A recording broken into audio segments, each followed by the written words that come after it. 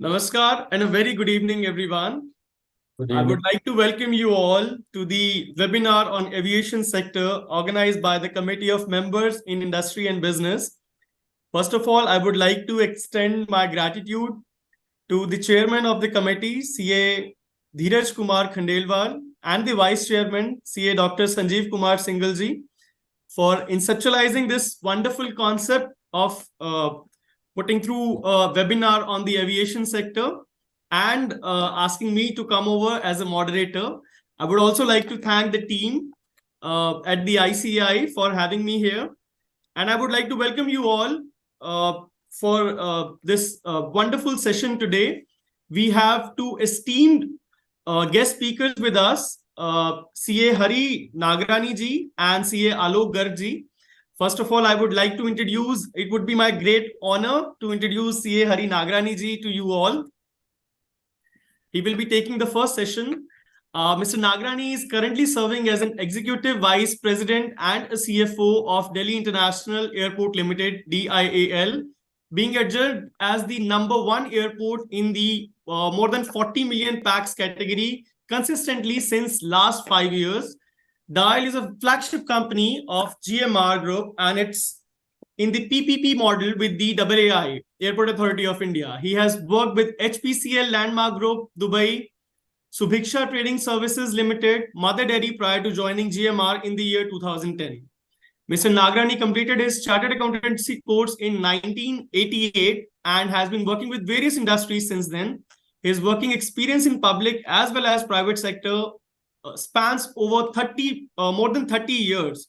Not only enables him with a deep understanding of diverse business operation, but also provides him a cutting edge amongst the rest.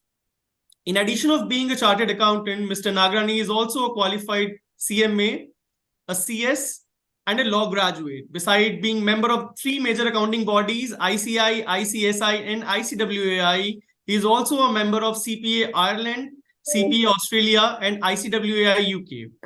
He has vast experience in accounting and finance function, including ERP implementation, digitalization, implementation of robotic automation of accounting activities, start of shared service center, and risk assessment and mitigation, business sustainability, and ESG.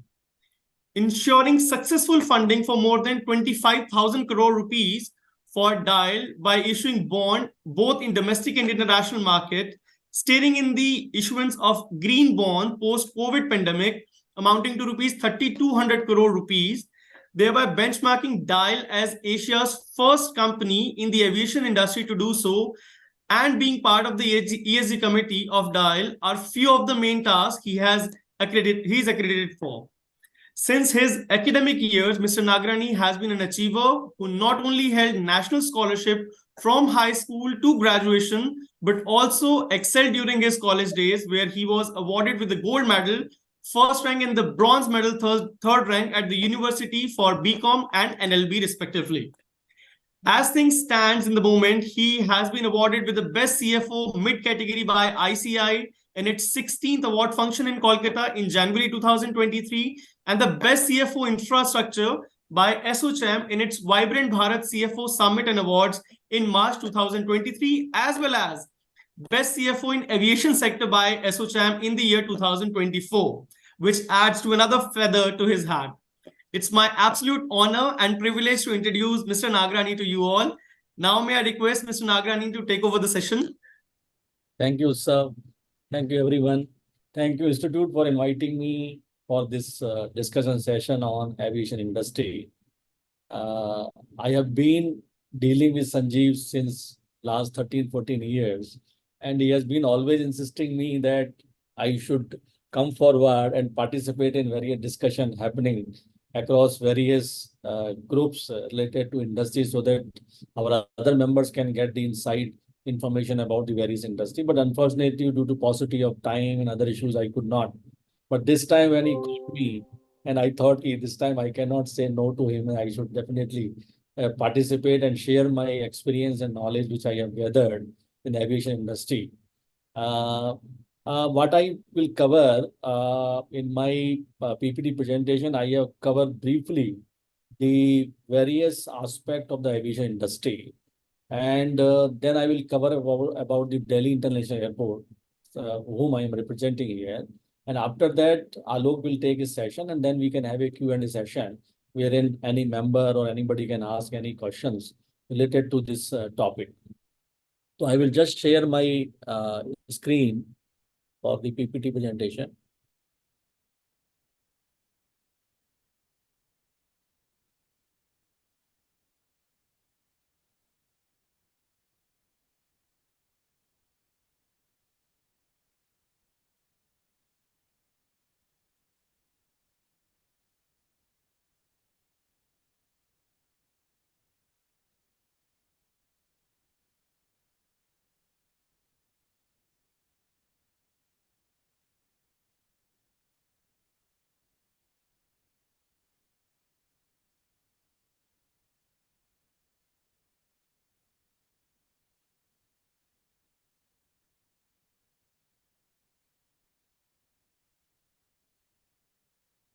My screen is visible?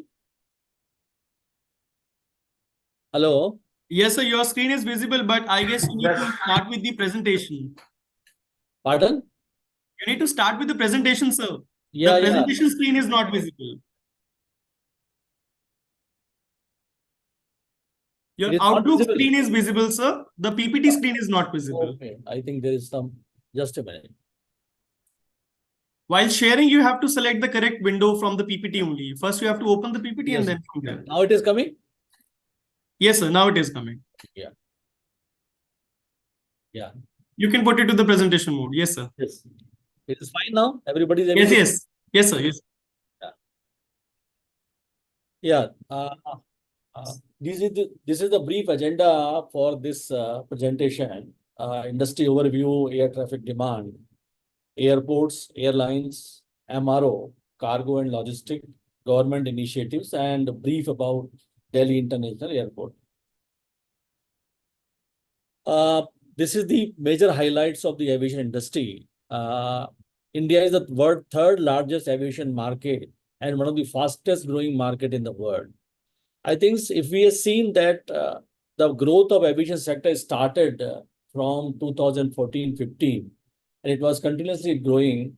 During COVID period, there was some dip in the aviation market, not only in India, but globally. But after that, again, it has taken off. And at present, we are the third largest aviation market in the world in terms of capacity, in terms of passenger base, and in terms of various airports which we are operating in India.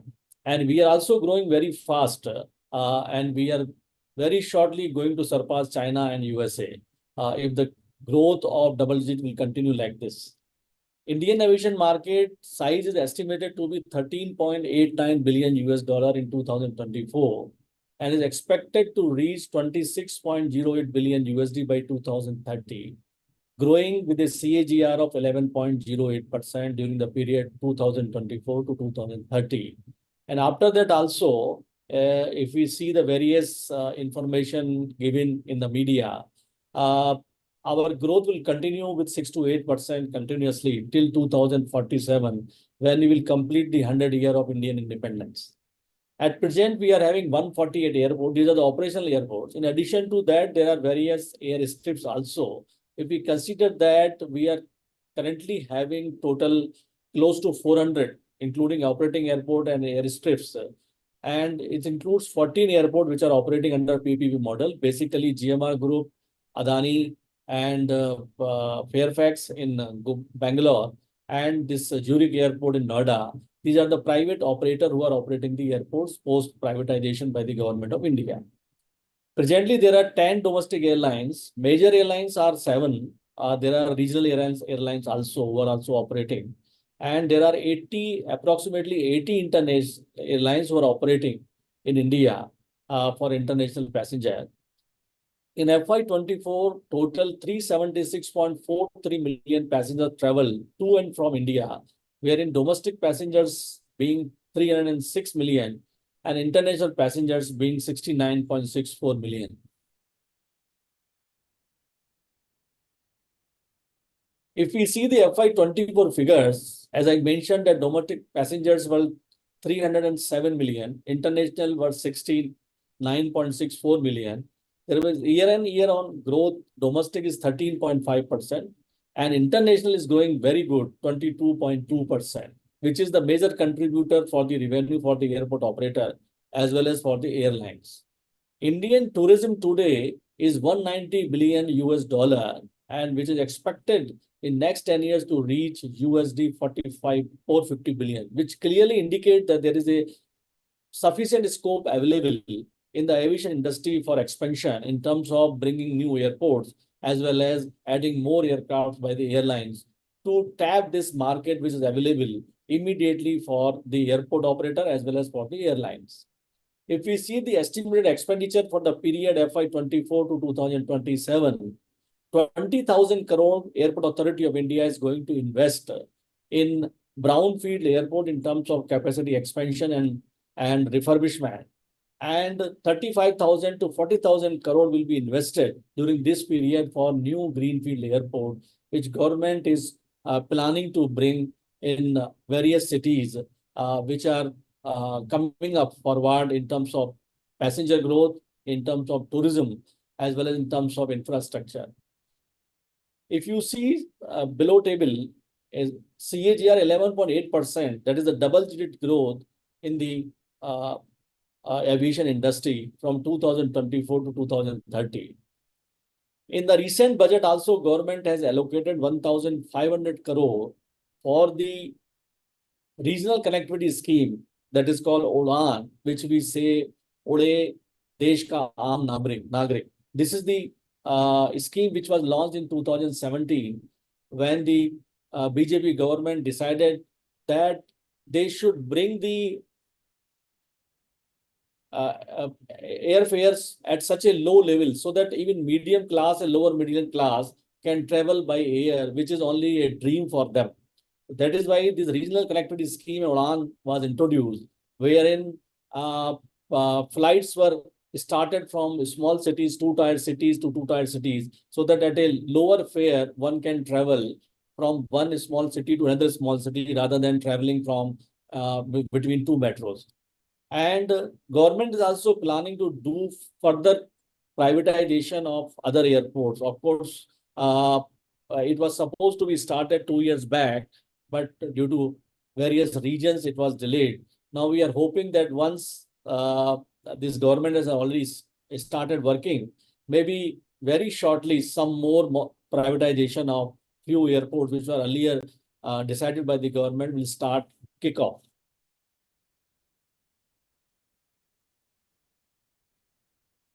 Now, these are the various trends in the Indian aviation industry. There is a rapid growth or year-on-year 20.6% after COVID period. Around 250 additional airports will be required by 2047. There are 30 cities where new airport is required as per the government study.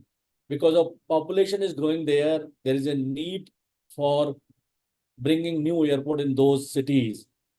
Increased focus on regional connectivity, and cargo is also growing significantly. Air cargo is expected to grow by sixfold to 21 million metric ton by 2047 from 2023 level.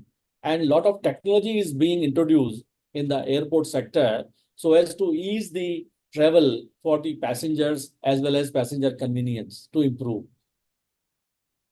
The reason for good opportunity in the aviation sector and growth is mainly because of growing middle class.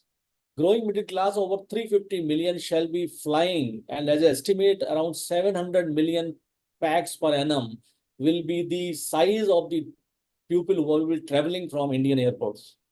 There is a growth in tourism. Government is promoting tourism, and they are making various places at tourism center for attracting the tourism across the country as well as outside India. Sustainability of aviation practices. A lot of efforts are being made by the government as well as the private airport operator to ensure sustainability of aviation sector. E-commerce is growing very significantly. That is also increasing the cargo, and it is giving a lot of boost for the trade within various countries as well as within states. And lot of technology is being introduced in terms of drones, in terms of eVTOL, where most of the activity which is currently being handled manually will be technology driven, and it is the uh, target that airport operator as well as the government, that we should bring more and more technology so that manual intervention is reduced to great extent at the airport sector and ease of the passenger is improved significantly. The challenges which aviation industry is facing, especially airport, is high fuel cost. The fuel price is very significant contributor to the airlines, and after the leasing cost, fuel is the major contributor for the airlines total operating cost, and it is continuously increasing because of volatility in the fuel prices. That is required to be controlled by the government, and secondly, it is out of the purview of the GST. That is why it is also giving a problem. But of course, we have seen recently various state government, they have reduced the GST on fuel prices so as to bring it at a lower level, so as to increase the profitability of the airlines who are operating from those airports in those states. Infrastructure bottlenecks, the availability of land, clearance from the various government bodies while setting up a greenfield airport is also one of the major challenges. Financial health of the airlines, of course, during COVID, aviation sector was bleeding. It was impacting the airlines also significantly. Go Air grounded as a result of that. But now, since the traffic is improving, there is a indication that airlines also started improving their financials, and they are in the going forward. If the things will continue the same way, they will also, it will improve their profitability. Regulatory issues are there. Of course, it is a regulated industry. There are various challenges which airport operator is facing in terms of tariff determination. Though, of course, now regulator is mature enough because the privatization of airport started from 2006 onward. Now, regulatory body is also mature enough, but still there are a lot of issues which are under litigation with the regulator, between regulator and airport operator, which are yet to be decided by the court. Environmental impact, as I mentioned, that it is one of the major challenge both airlines and airport operators is facing. And in order to have sustainability, a lot of investment is being made on ESG initiative so as to face the environmental impact in the right direction.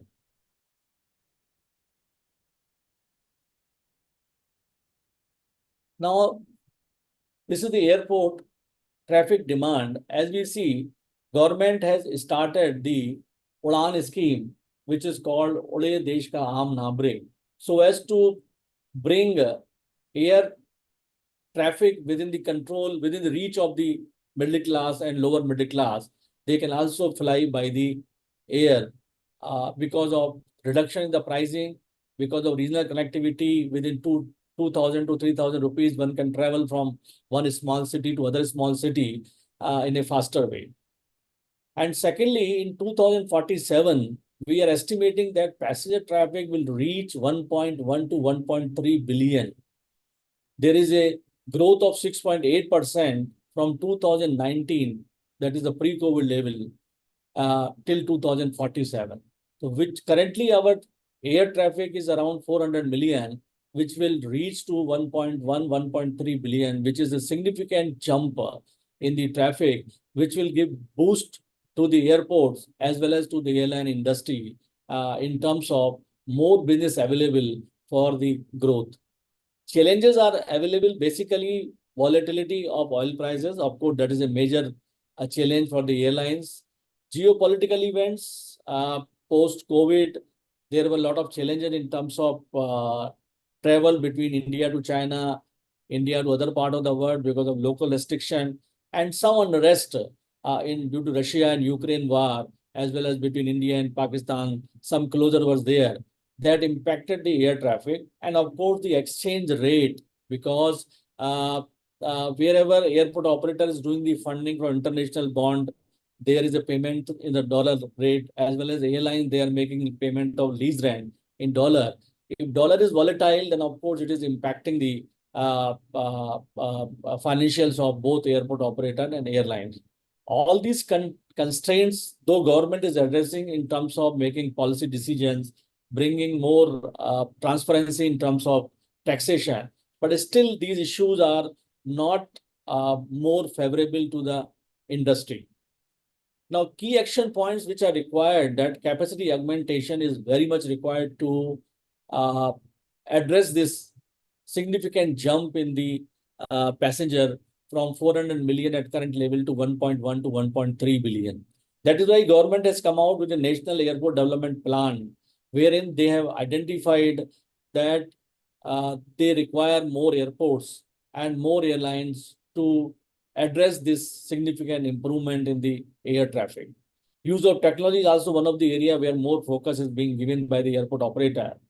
And MRO and leasing is also one of the area where government is focusing a lot, because MRO is one of the area which has a high potential, because more and more aircraft are being procured by the airlines to meet this demand, and they certainly need locals ecosystem available for them for the maintenance and repair and overhauling of the aircraft. For that, currently they are dependent in Europe and Middle East.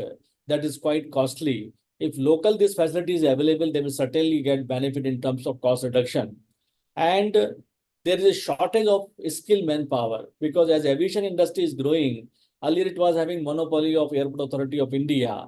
Post privatization, the airport operator is facing a big challenge finding talent for the airport business, which is a specialized function wherein talents is not available. That is why there is a need that various colleges or universities should introduce various courses which related to aviation industry, so that skilled manpower is available for this growth, which we are anticipating till 2047, and promoting India as a tourism destination. If you see from 2025, 344 million, it will reach 1,306 million, 1.3 billion by 2047, the air traffic will go. Existing aircraft is 800 ton. Fleet is available for various airlines. And by 2047, this fleet size will increase from 810 to 3,500. 6% growth anticipated in commercial fleet size, and 2,700 new aircraft for domestic flight in next 2 decades. Like Indigo and Air India, they have already placed the order for 1,000 plus aircraft which are going to come, and 860 additional aircraft for inter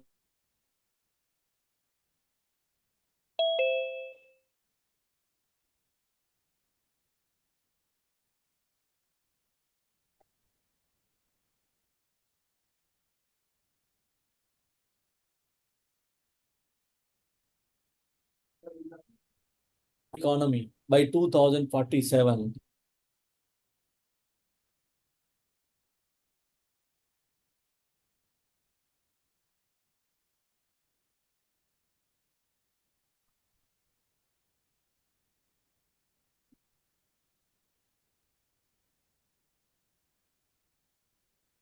Nagrani sir, I believe your voice is not coming. Nagrani sir? Sir, we can't hear you. I think we lost him. I guess we lost him. The connection is lost, I believe. Yeah, just wait. He will join maybe. Yeah, let's wait for a while. Let's wait. Yeah.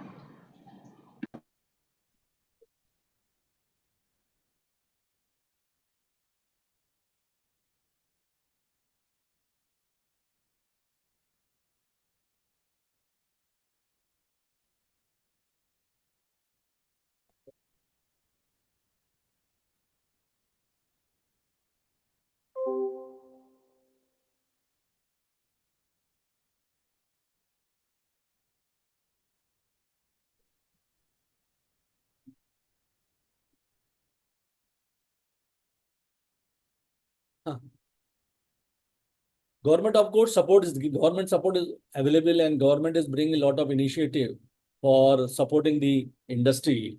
And as I mentioned, that there is a need for since youngest population of median is 28.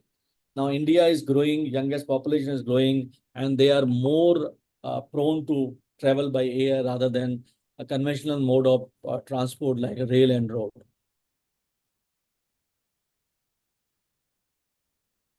Now, this is the position of airport at this moment. Currently, we are having, in 2014, we were having 74 airport, which will increase to 148 2023.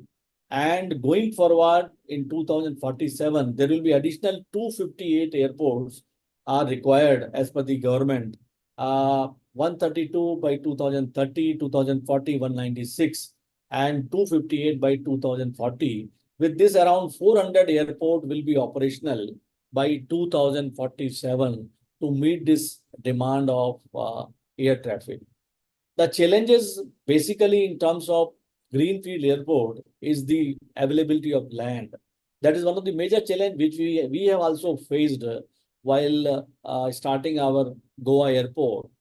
Getting land and getting the clearance from the local bodies as well as from the various government bodies. It is a very difficult task and takes a hell lot of time in starting the airport, and sometimes we miss the timelines also. And second requirement is augmentation of the brownfield airport. We have seen that recently most of the existing airport are highly crowded, and they are, because of increase in passenger traffic, the capacity of those airports is not good enough to meet the demand of passengers from those airports. Similar is the case for Delhi airport. That is why we have recently gone for major expansion of Terminal 1, where we have invested around 13,000 crore for increasing our capacity from 66 million to 100 million in order to meet the demand of domestic traffic as well as international traffic. And secondly, the connectivity of airports through metro and local transport with the high-speed highways. As we have mentioned, that Jewar Airport is coming from at Delhi Agra Expressway, but they do not have any connectivity, dedicated connectivity from Delhi to that area. That government is working on. If that connectivity will not be available, then airport will not be successful, because most of the airport which comes, they comes outside the city limit, where traveling from city to those airport, which certainly is a big challenge. Of course, Delhi is an old airport, that is a central place. We have a good connectivity, but for those new airports which are planned by the government, they will certainly come outside the city limit. And if that connectivity is not available, then it will be very, very difficult for the airport to attract the passengers. And with heavy investment in airport, they will not be able to sustain. As I mentioned that by 2047, 400 airport will be operational. This is the target of the government of India. Total budget required is 98,000 crore.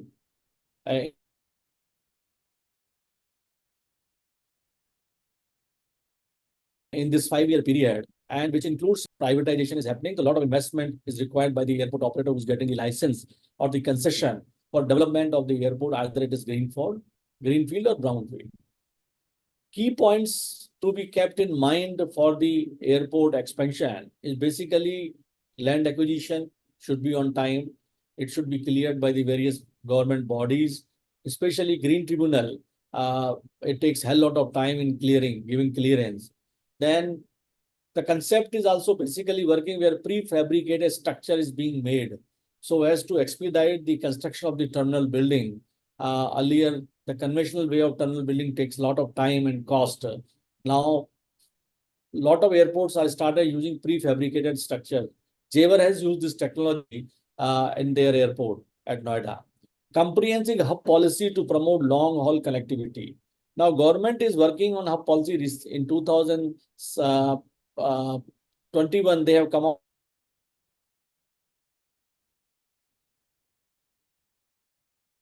with a hub policy wherein going the hub.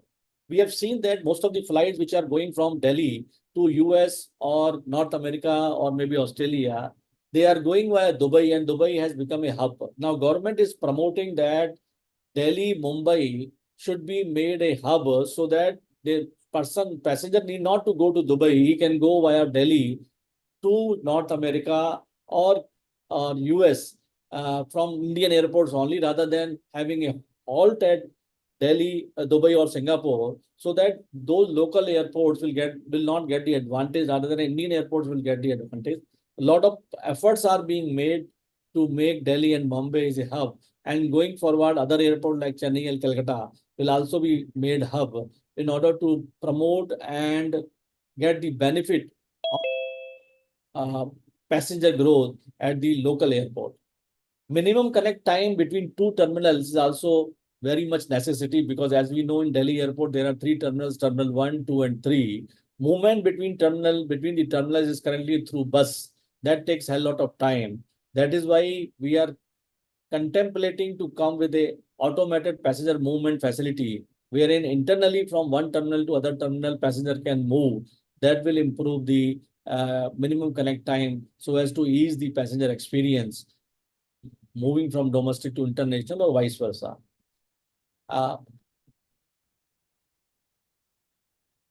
This is airlines. As I mentioned that currently there are 810 aircrafts with an average size of 7.4 years. And going forward, by 2047, 3,571 aircrafts will be there. Challenges are there that long break-in period, and stiff competition from foreign airlines and global hub carriers. Collaboration of airports, airlines, and regulators to make operation effective and conducive. And the key focus of airline would be sustainability and alternative energy sources. There is a demand for, since the traffic is growing, demand for major airlines to have a dedicated terminal for them, so that they can operate both domestic and international from their terminal only, rather than one terminal they are operating domestic, another terminal they are operating international. The availability of skilled manpower, basically pilot, cabin crew, and aircraft engineers, they are not available. Marketing fund through Ministry of Tourism for joint promotion along with the airlines for tourism, and collaboration with Indian oil marketing companies to enable airlines to meet the sustainability goals. If you see the market share, the major market share is owned by Indigo in case of domestic. Air India is only having 13%, Indigo is having 60%, and rest other airlines are having the market share. But of course, Air India also growing, and other airlines also giving competition and tapping those areas where these Indigo and Air India are not operating, so as to give benefit to the passengers to have availability of travel arrangement from their city to other places. MRO, as I mentioned, that one of the major area where government is giving more and more focus.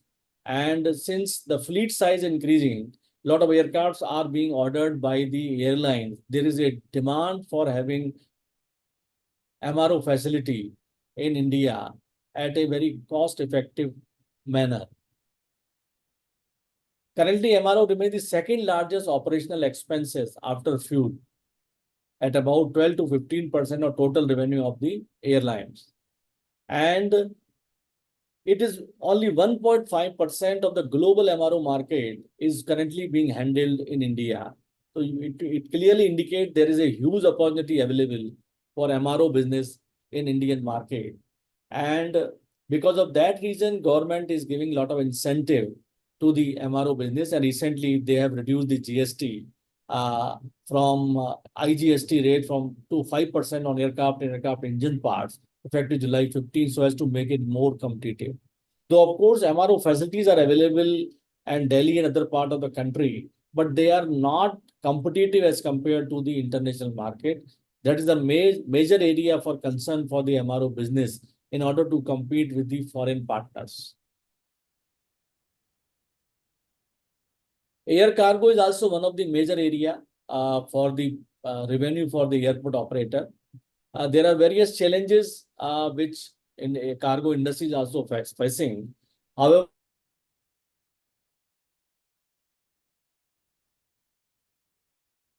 we are anticipating a good growth. The air cargo will also improve. A lot of efforts are being made by the airport operator and the government also, so as to improve the cargo business in India. And it is expected that global logistic market will increase with a CAGR of 9.6%. between the period 2022 to 2030. And post-COVID, the e-commerce uh, will be recover faster as compared to other countries in India, which is 57%. And key demand for cargo is basically growth in e-commerce, rise in international trade, lot of in-house manufacturing is happening, technological advancement and rise in reverse logistic and promotion of sustainability. These are the major factors for growth in cargo. Way forward, as I mentioned, that lot of technology being used by the airport operator, AI, blockchain, and machine learning. We are focusing more and more on technology wherein passenger movement within the airport happens seamlessly without much problem.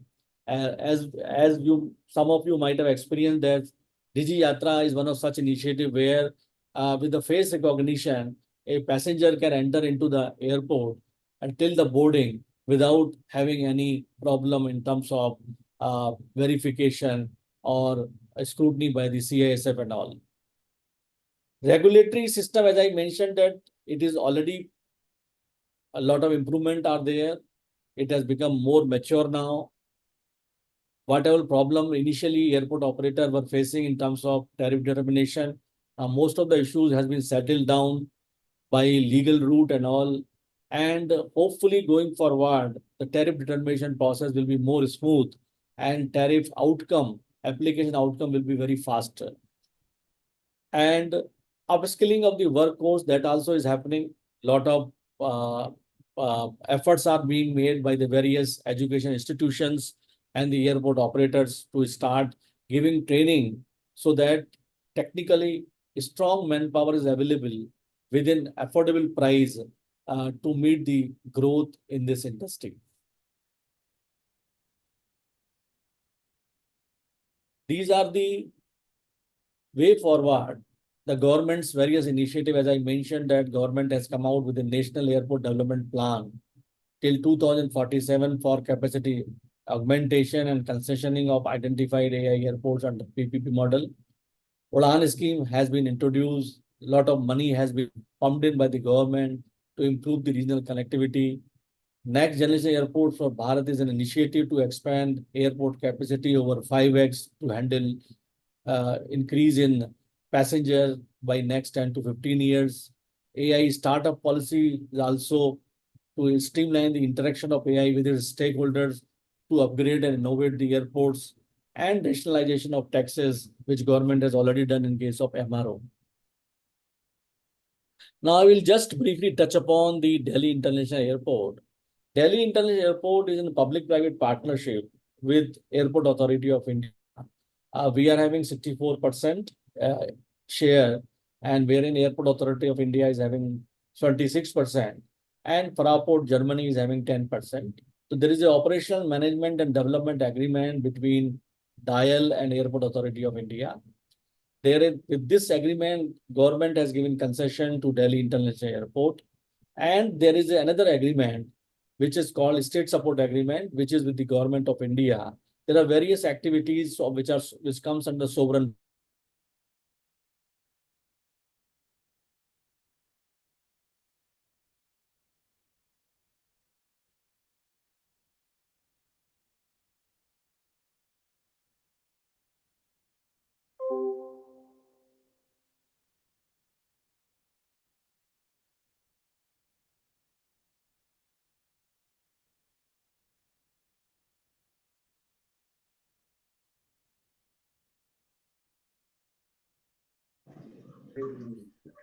I believe there is some connection issue actually. Let's wait for a while. He will join.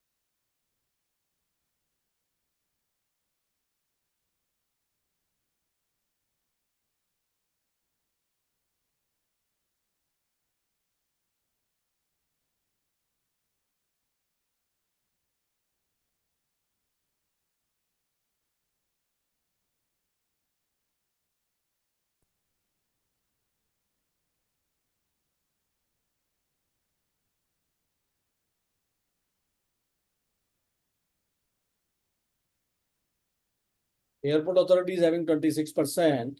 And now my screen is visible. Yes, sir, it is very much visible. And Farapur is having 10%. We are having various joint venture because when we started the airport,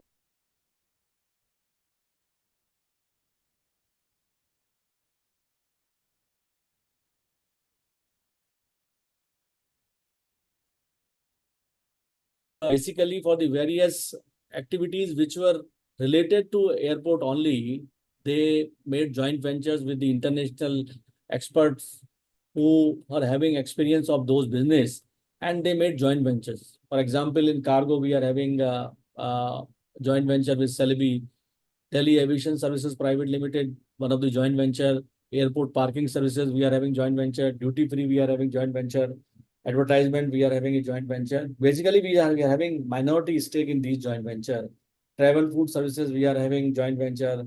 Digi Yatra is a no-profit organization, wherein we have made a company with the participation of Government of India, Airport Authority of India, and various private airport operator to develop a technology so that seamless travel will happen for the passenger till the boarding.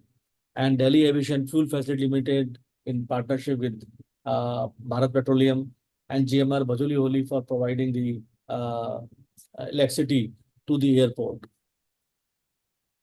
Now, if you see the various vital information about Delhi Airport, we are having a capacity of 100 million passengers per annum. Basically, after the expansion of Terminal 1, which is a new terminal, which has not yet started, we will be having 100 million passenger capacity, which will include 40 million for international and 60 million for domestic. We are having a cargo capacity of 1.8 million metric tons per annum cargo handling facility, which will increase to 2.3 million metric tons. We are having 4 runways. Delhi Airport is the only airport in India which is having 4 runways, and the 4th runway is elevated dual taxiway, which you have seen while coming from coming to Delhi Airport. You have seen that aircraft is going from one side to other side, and you can see while driving that aircraft is moving. 73.6 million passengers we have achieved in 2024, and in 2023 it was 65.3 million, and pre-COVID it was 69.23. So we have already crossed the pre-COVID level both in terms of domestic and international passenger at Delhi Airport. Cargo tonnage in FY24 is and FY23 is 8,95,000. There are 398 check-in counters, 5,100 acre of land which was given to us while we were concession out. Out of that, 230 acre of land is available for commercial property development, which we call Aero City, where we are having various hotels and office buildings, and a lot of development is also happening. We account for almost 28% of international tourism is passing through Delhi Airport. There are 100 aero bases. We are growing at a CAGR of 6.8% for pax and 5.5% for aircraft movement. During FY16-20, we is 12.8% for pax and 3.2% for ATM during 23-24. COVID period I have excluded. Parking capacity 6,600 cars across 193 parking bays, and baggage handling capacity is 23,600 baggage per hour. Cumulative aviation market is 20%. We are traveling to 148 destinations, which includes 68 international destinations, and we are having 3 terminals. 1 is international and 2 are domestic.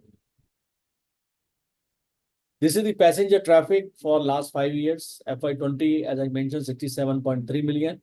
During COVID period, it came down significantly, but it has started picking up. In FY24, we have already crossed the pre-COVID numbers, both in case of domestic and international. Similar is case of cargo, and both in case of air traffic movement also, we are ahead of pre-COVID level. There are basically if you see the economics of airport operation, we are having revenue, we are having various costs, and to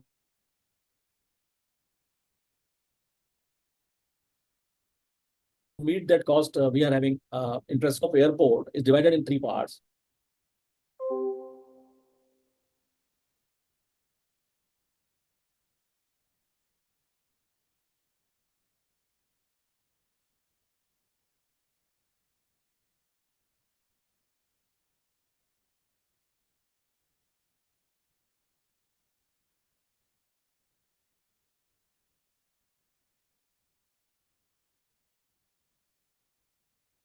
I guess we have again lost him due to connectivity issue. Please, can you try to get him back?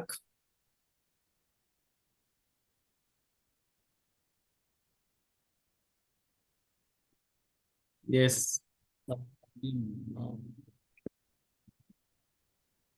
So you need to restart the presentation. Yeah. Yes. Uh, it is visible now? Yes, sir. Very much visible now. Yeah, basically aeronautical revenue is regulated revenue, which is related to aero traffic, which is basically UDF and PSF, landing and parking charges. Landing and parking charges we are collecting from the airlines. UDF and PSF we are collecting from the passengers, which is determined by the regulator, which is Airport Economy Regulatory Authority. There is a mechanism for deciding the tariff, which I will explain shortly. Non-aeronautical revenue is basically revenue from various concessionaires who are operating inside the airport in terms of having shops there and various joint ventures like duty free and cargo. They are giving us revenue share that is called non-aeronautical revenue, which is not determined by the regulator. The tariff and the rates are decided by the airport operator.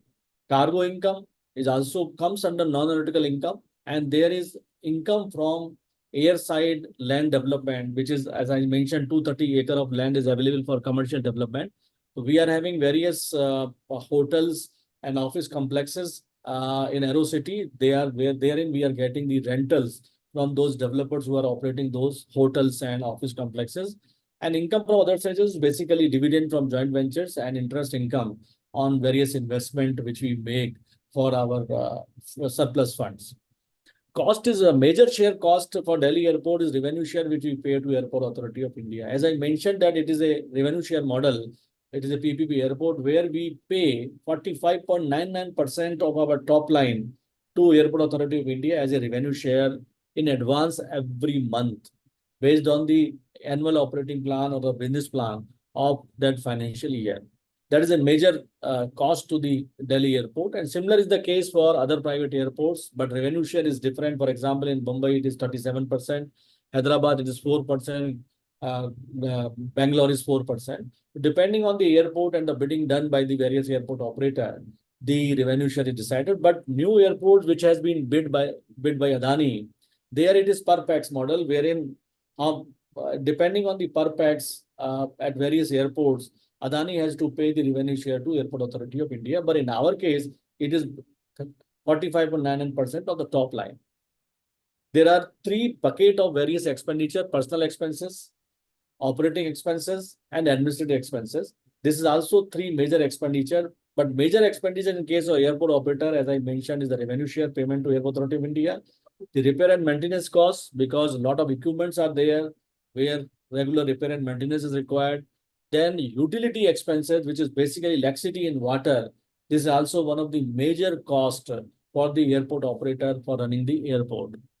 And another cost is interest cost. As I mentioned that we have done investment of 25,000 crore for Delhi airport, and it has interest cost. My interest cost is currently equivalent to the EBITDA.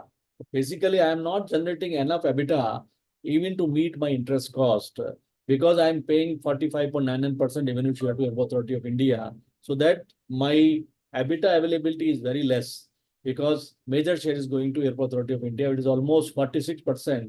And out of 54%, I have to maintain this entire airport and meet my operational cost. Financial sustainability is one of the major challenge for Delhi airport as well as for other greenfield airport because it is a highly capital intensive industry. And funding is not as easy to get from the banks and financial institutions because tariff is determined by the regulator, wherein very little leg room is available to the airport operator to decide the tariff. And secondly, non-aero revenue doesn't grow in same proportion the way cost is. Always there is a challenge in the initial period till the airport reaches to a particular level of operation, then only they will start making some positive bottom line. Otherwise, they will continue to incur losses. And in case of Dial, we have not made any profit from 2006 till date.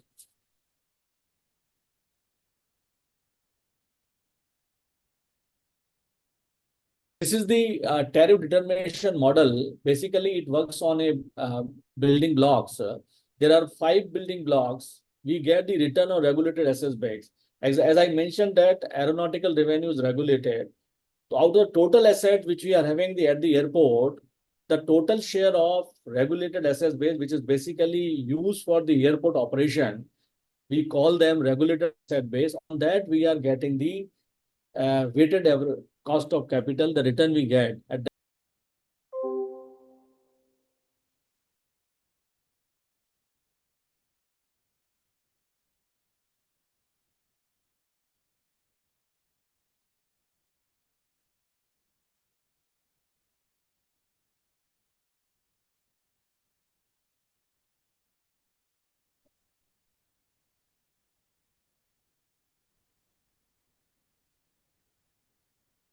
and then we are having a dual till model wherein whatever revenue we are earning from non-nautical revenue. Agrani sir, if I would interrupt you, can you please restart the presentation? Yes, sir. Now it is visible. We lost you in between. I guess there is some network issue at your end. So 30% of non-nautical revenue, non-aero, 30% of that will go to the target revenue of the aeronautical. So as to reduce the burden on the passenger, this is the formula which basis that the regulator decide the tariff for the Delhi airport. Similar is the case for other airport also. And there is a cycle of 5 years when the tariff is decided. After every 5 years, we have to submit our tariff proposal to the regulator. They do the consultation, they review it, and they do the consultation. After consultation and representation given by the various stakeholders, then tariff is decided by the regulator and it is implemented.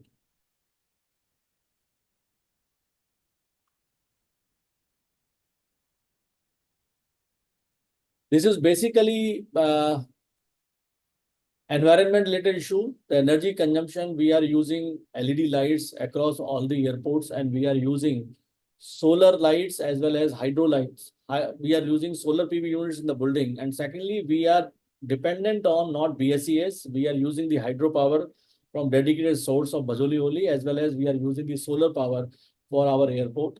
For air pollution, we are making lot of efforts while proper barricading, water sprinkler during construction period, and EV charging facility to be explored to promote EV vehicles. Now, almost 70 to 80% of our vehicular movement at airport for our own vehicle is through EV vehicles only.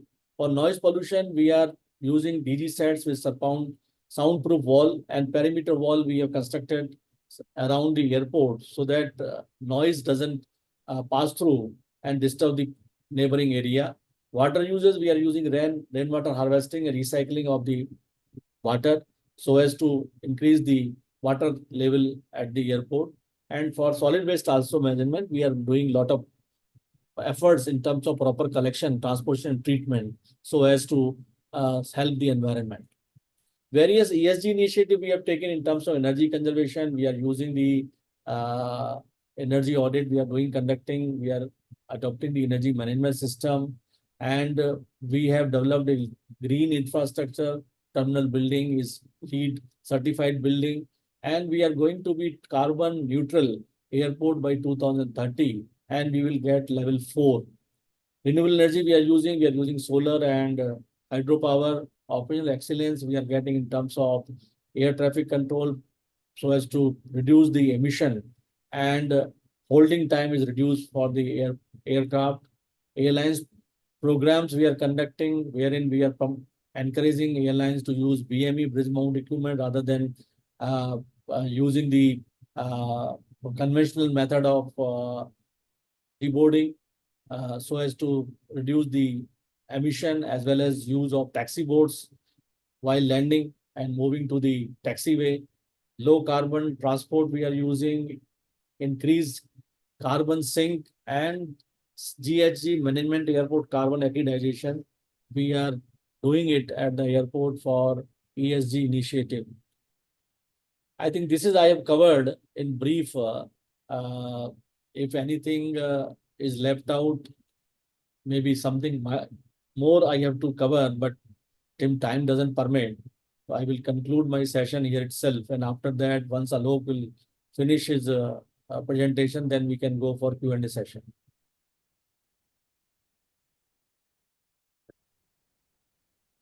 Thank you so very much, sir, for your brief presentation on the airline industry. I believe that the participants to the session would get a deep insight about how the airlines works and how the airport authorities work and how this huge sector of airlines itself is very much lucrative. It is going to be very much growing in the coming years. Now, I would like to request my moderator, CA Vikram Agarwal, to kindly take the baton and introduce the next speaker. Over to you, Vikramji. Your mic is. Yeah. Thank you, sir. Thanks. This was a wonderful session. It was basically set themes for the second sessions because Nagrani sir had laid down all the details about the aviation industries. Now our second session is in the leasing and financing of aviation industries, and we have our learned speaker with us, Dr. Alok Kumar Garg. First, before starting the session, I like to read the brief profile of Mr. Alok Kumar. Although he has a very big profile, it will take a lot of time to read about it. But let me introduce him in a brief way. Mr. Alok Garg is a CNCS having a long-standing industry experience of more than 16 years in the field of finance and accounts. He is currently working as an associate vice president as a head of financials reporting as well as internal audit with a large listed company. He has worked with the Indus Towers, HSBC Banks, ILNFS in his earlier stints in the role of IFC, Risk and Control and Financial Accounts. His academic and professional qualifications like he is chartered accountant with All India top 3 scorer in accountancy in year 2007. He is qualified company secretary, diploma in FRS, certified NDS, certified BRSR from ICI. He is honorary doctorate in the field of financial reporting, accounting, American East Coast University, New York, USA. He is also author of many publications like Treaty on India's, and schedules, treaties on Schedule 3, etc. Before wasting much of time, because we are already having a 5-5 and we are already way behind by 5 o'clock, I like to Mr. Alok Garg to come and kindly take the seats. Mr. Alok, over to you. Thank you, Vikram sir, for introducing me. Thanks ICI and especially CMIB committee and Chairperson Dheeraj sir and Vice Chairperson Sanjeev sir for inviting me and giving me this opportunity. So thank you Hari Nagrani ji for setting the context for overview of aviation sector, and I was part of this presentation. I was listening him for around half an hour, and I found it very useful for me as well while I'm working with the aviation industry, but a lot of things are new to me, and thank you sir for this nice start. So sir has talked about, overview of aviation sector, how airports are working, how they are getting revenue, what government is doing in this space. So I will be talking about the accounting and leasing aspects of aviation industry, right? So I am a hardcore finance guy. So we'll be covering the accounting aspects in aviation industry. So India is the third largest aviation market, and we have roughly 150 airports, right? And a lot of, I would say a lot of opportunity in this space is there after COVID. A lot of passenger traffic is there. And so we have limited airline industry in this market, but the market is very big, I would say. And friends, on a lighter side, there was a saying for airline or aviation companies that airline companies are converting billionaire to millionaire, because it's a very, very highly cost intensive industry, highly capital intensive industry, because a lot of, if you see the P&L of any aviation industry or any airline company, you will find the fuel cost is one of the major costs, which is roughly 40% of the P&L of the revenue. The maintenance costs are again a very high cost. The maintenance cost is roughly 10 to 15% of the revenue. They have a huge lease rentals in place. They have huge other expenses, right? So it's a highly cost intensive sector. So let me share my screen. Do I have a share screen rights? Because I'm not able to share the screen. Yes, now I'm able to. Whether my presentation is visible? Can anyone confirm, please? Yes, visible. Dr. Alok, Yes, sir, it is visible. Yes. So talking from the accounting perspective, of course, Indian accounting standards are applicable to these companies because either these are very large companies or listed companies. So while we have Indian accounting standard as well as accounting standard, which we call it as a IGAP in India. So we have a two accounting standards prevalent in India, but largely Ind AS is applicable to Indigo, Air India, SpiceJet. So these are big companies and Ind AS is applicable largely on these companies. DGCA is again one of the regulator, Director General of Civil Aviation, and of course the principles given by the DGCA is again applicable to these industry. And while doing the accounting and while uh, just establishing the finance function, talking about the accounting, so DGCA again play a very important role where we need to see what rules and what principles have been set by DGCA for the airline companies. Companies Act 2013 is again important because MCA is again a regulator being a company. SEBI LODR is applicable for listed companies. Direct and indirect tax laws is applicable to any companies which are running its business in India. So friends, when I joined aviation company and when I joined aviation, so one thing which I have heard that the aviation accounting is more than a lease standard accounting. So whatever is given in Ind AS 116 or IFRS 16, aviation is beyond that. It's beyond that. Even at times, the nuances, or I would say the complexities, which we got in lease accounting and just application, we have to go deep into the standard. We have to find some ITA guidance. We have to struggle a lot about getting the interpretations because the standard is not crystal clear in many cases, in many nuances, which is applicable to aviation company, right? And even the thought of Ind AS 116, right, was started from airline itself. Sir David Tweety, who was the former chairman of IASB, he was traveling for a conference in an airline, through an airline, right? So largely these airline company has its own, they have the fleet which is on the basis of leases, right? They are paying lease rental and they are operating the fleet. So prior to Ind AS 116 or IFRS 16, when the companies are paying lease rental, they are debiting the lease rental in the P&L. Lease rental will be charged as an expense, and the aircraft was not coming on the balance sheet of the companies. While they are using the aircraft was used for the revenue generating activities, but since it was on a lease basis and hence no asset or liability was reflecting on the balance sheet. So one thought which came into his mind was, one of my great ambitions before I die is to fly in an aircraft which is on the airline's balance sheet. So he always wanted that the aircraft is one of the biggest asset for any airline company, and it has to be on the balance sheet of a company. And how can it will come into the balance sheet of the company? If the company will buy that aircraft, probably it will be in the balance sheet as a property, plant and equipment, correct? But generally, the kind of a business model, because aircraft is not a small asset, it's a very costly, very expensive asset, right? So instead of upfront buying and upfront locking the money into an asset, the companies are getting the asset on a lease basis where they have to make a lease payment over a period of time, correct? So since they are paying a lease rental, it was not in the balance sheet. So then that thought came into the mind of Sir David Tweety, and he started thinking about that. And with that, the birth of IFRS 16 was there. And after IFRS 16, I'll talk a little bit about IFRS 16 or Ind AS 116, but largely the industries which were impacted due to IFRS 16 is, of course, airline industry, oil and gas, retailers, telecom, and IT. So when this Ind AS 116 came, it drastically changed the airline balance sheet, the airline P&L, and the way investors or analysts were looking at the financial statement of the airline company. And the biggest change was these all aircraft came into the balance sheet of airline companies. These all aircraft came into the balance sheet of airline companies.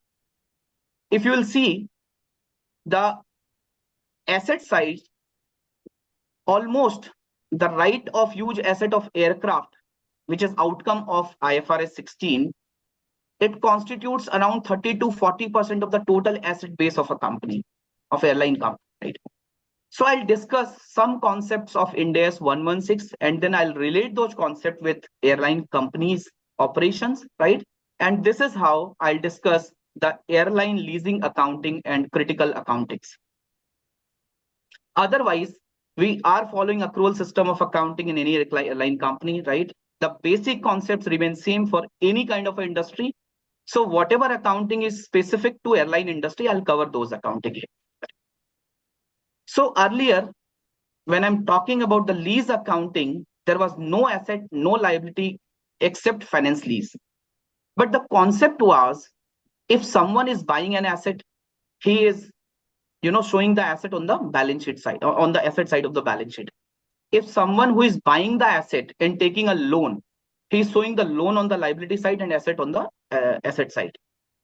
If someone who is using the asset by getting the asset on lease basis, he is getting a right of use, right? So one who is buying the asset, one who is buying the asset by taking a loan, or one who is getting an asset on a lease, all three have equal rights relating to the use of the asset. While one who is buying the asset, he has a right to sell also. Right? But as far as the use is concerned, all are having the similar kind of a use from that asset. And this is how the discussion was started, that if someone is having a right of use with that particular asset, then why this right of use should not be capitalized in the books of accounts. And friends, in case of airline industry, these fleet of aircraft is largely on a lease basis, and they are contracting with the lessor for a specified period of time in which they are paying a lease rental. Okay, it is driven by a contract. So whatever lease rental they are going to pay, for example, for the next 6-year period, 8-year period, 10-year period, or 5-year period, they have to capitalize the present value of lease rental as a right of use asset. And this is how, after IFRS 16 or Ind AS 116 from the Indian context, these airline company got a huge amount of right of use asset on the asset side of their balance sheet. And this right of use asset is nothing. It's a present value of future lease payments associated with the lease of these aircraft. So whatever they are going to pay, they are just doing the discounting. They are taking it at a present value, and they are debiting or capitalizing the right of use asset on the asset side. Now the next leg, because today you are capitalizing one asset, what happens? You are not paying anything upfront. You have to pay the lease rental over a period of time as a series of payments. So with the same amount, you have to credit a lease liability as well. So friends, these airline companies become a very debt company. How it become a debt company? I mean to say, this debt in terms of lease liability has also been loaded in the liability side of the balance sheet. So right of use asset on the asset side and lease liability on the liability side, which is kind of a financial liability. Okay. Now, if I compare the lease definition, I have just jot down some pointers for the sake of presenting. So largely this conversation is more of an explanation from my side. So few pointers are there on the screen just to catch your attention. If we will see the lease definition, the new lease definition under Ind AS 116 or IFRS 16, it says that a lease is a contract where the lessor conveys the right to control the use of an identified asset to the lessee over a time for a series of consideration. Over a period of time for a series of consideration. Nagrani sir, please mute yourself. Nagrani sir, please mute yourself.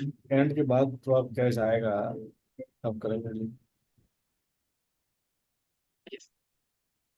So friends, the new definition talks about that a lease is a contract where the lessor transfers the right to control the use of an identified asset. Now question comes, what is an identified asset? An identified asset is an asset where the lessor does not have a substantive right to substitute the asset.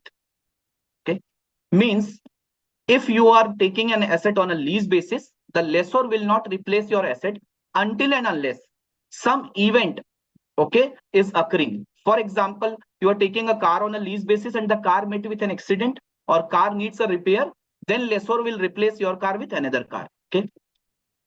So, but if the lessor has a right to replace that asset with another asset for lessor's own benefit, in that case, you cannot say that it is an identified asset. And the classic example in case of airline companies is they have a space on the airport, right? You must have, when you enter into the airport premises, you will see there is a Air India counter, Indigo counter, SpiceJet counter, and the other airline counters, right? So these counters, these space they have taken from airport authorities or airport operators. Now the kind of a contract these are, right? So the airport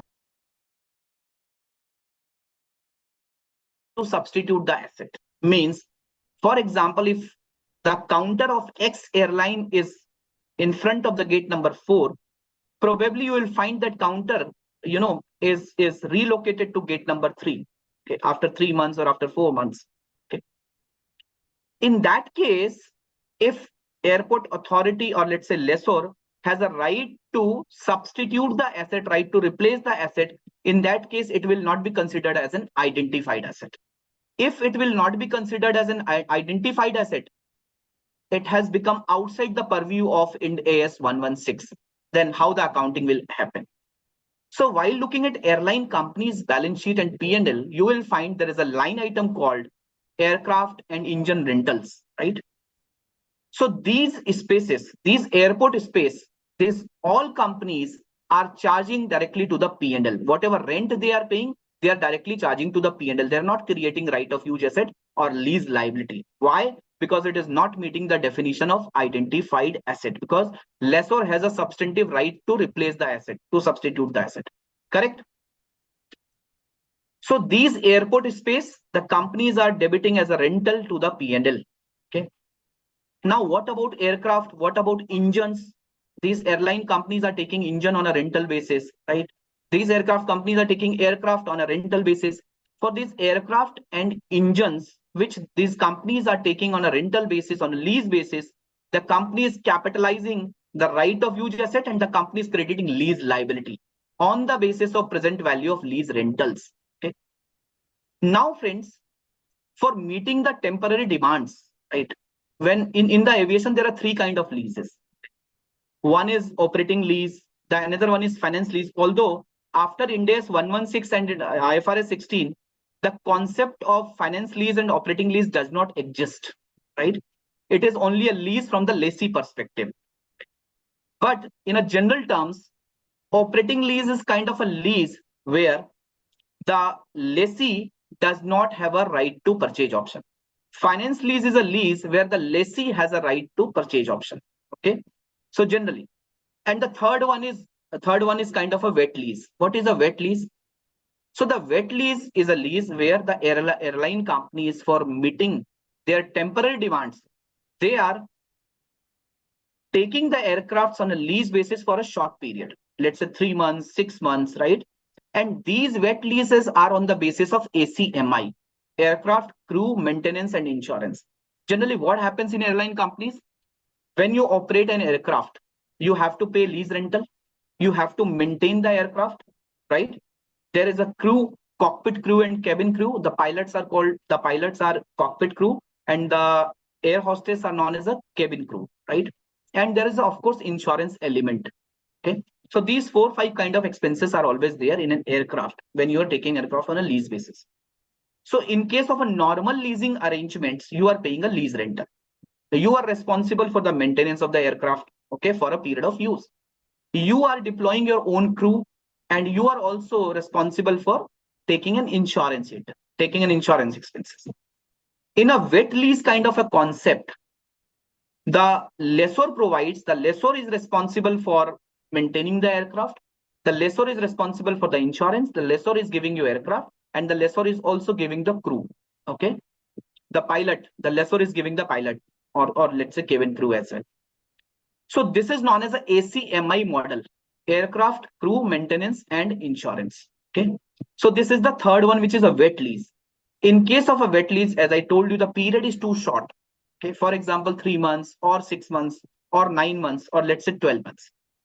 So in these cases where the airline company is taking aircraft on a wet lease basis, so it falls under the definition of short-term lease, right? And what is the definition of short-term lease? Under IFRS 16, it says that if you are taking a lease asset for a period of 12 months or less, it will be qualified as a short-term lease. And in case of a short-term lease, you can avail the exemption of applying Ind AS 116 or IFRS 16 accounting. It means you're not required to capitalize your right of use asset. You're not required to, create your or credit your lease liability.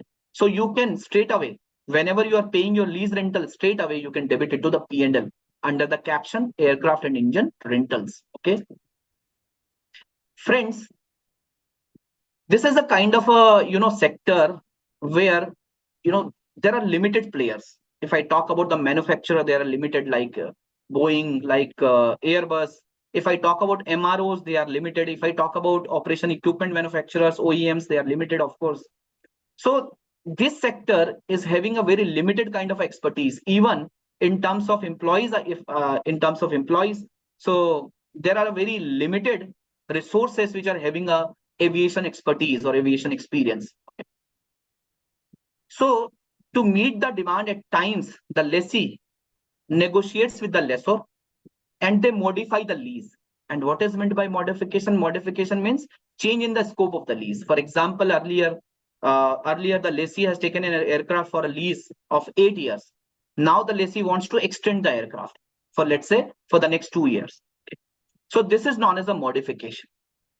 And in case of a modification of leases, again, Ind AS 116 says that whenever you have to do modify, you have to, on the date of modification, since the terms has been changed, probably the price has been changed, on the date of modification, you have to remeasure your lease liability.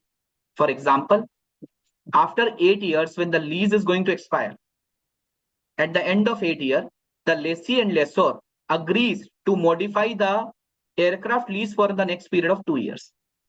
And in the next 2 years, for example, the present value of the lease rental comes out as a 20 crores, INR 20 crores. So this 20 crore is a lease liability on the date of modification, is a remeasured liability. Okay. So now the lessee has to compare the existing liability with a remeasured liability, and whatever the increase or decrease has to happen. So for example, in this case, since it is happening at the end of 8 year, where the lease liability becomes 0, and now the present value is 20 crores. So the lessee has to credit 20 crore in the lease liability and have to debit 20 crore in the right of use asset. But what happens if before the expiry of the original lease period, let's say this modification happens at the end of 5th year, right? So now the remaining period is next 5 years. Okay, after modification, the remaining period comes out to the next 5 years. So now the lessee has to recompute what is my present value of lease rental for the next 5 years. And since the period is changing, the lessee has to also compute the new discount rate equivalent to the next 5 years. Whatever lease liability comes out, any debit or credit has to be debited to the ROU asset, right of use asset. If there is any differential portion, it will go to the P&L. Okay. So this modification of lease accounting is again very important, and all the airline companies used to, do the modification when they need to extend the aircraft leases or engine rental. So they have to extend it.